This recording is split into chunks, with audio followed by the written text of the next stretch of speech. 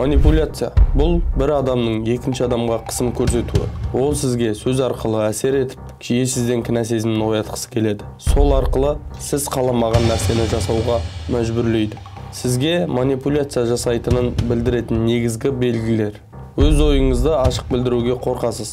Әрқашан серігіңіз сөзіңізді қалай қабылдайды деп ойлап тұрасыз. Өзіңізді әрдайым кінәлі сезінесіз. Ол сізді оңай көндіріп алады. Сіздің көзқарасыңыз оның ұстанымына қарай өзгереді. Онымен сөйлескенде көтеріңкі көңіл күйіңіз бірден өзгереді. Егер оған бірдеңе ұнамай қалса, ол үндемей немесе елемей қалады. Манипуляцияға әсер беруді тоқтатыңыз.